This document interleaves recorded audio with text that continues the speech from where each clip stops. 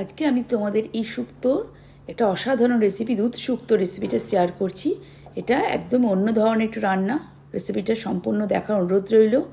প্রথমে সর্ষের তেলে নিয়ে আমি সব সবজিগুলোকে কেটে রেখেছিলাম। সবজির মধ্যে শুক্তোর মধ্যে উচ্ছে, আমি এখানে সজনে ডাঁটাটা পাইনি, উচ্ছে, পেঁপে আর কাঁচকলা তিনটে তো লাগবেই, আর সজনে ডাঁটাটা হলে জমে যায়। এখানে আমি একটু পটলও দিয়েছিলাম, সব রকম সবজি। আলুটা উচ্ছেটা আগে ভেজে নিলাম নুন আর হলুদ দিয়ে, তারপরে সব সবজি ভেজে তার মধ্যে 5 ফোড়ন আর শুকনো লঙ্কা আর তেজপাতা এইগুলো ফোড়ন হিসাবে ব্যবহার করেছি। যে সবজিগুলোকে ভেজে রেখেছি, বড়িও বড় বড় মটর ডালের বড়িটাও শুকনো কড়াই নেড়ে অল্প তেল দিয়ে ভেজে রাখলাম, নাহলে খুব তেল টেনে নেবে।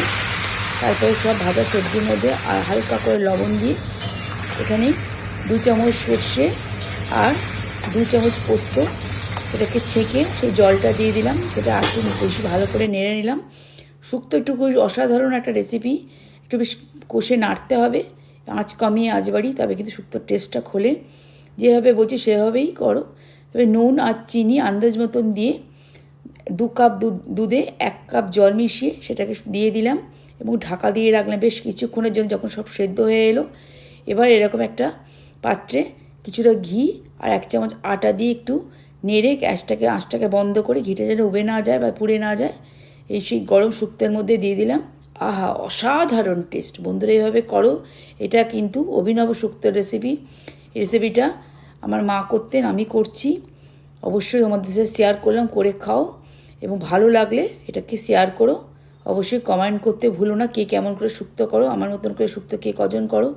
বড়িগুলো শুক্তোতে একদম অসাধারণভাবে ফুলে গেছে। বড়ি বেশি ঘাঁটলে কিন্তু বড়ি ভেঙে যাবে।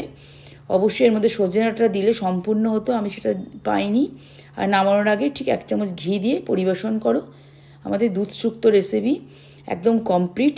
আমাদের এখানে যে রান্না হয়েছিল আজকে সব ট্র্যাডিশনাল রান্না, পোস্তর বড়া, দুধ শুক্তো, তার মধ্যে একটু মোচার তরকারিও দিয়েছিলাম, সঙ্গে সেদ্ধ ডাল আর লেবু লঙ্কা এসব দিয়ে পরিবেশন করেছিলাম। করে জানিও কেমন লাগলো।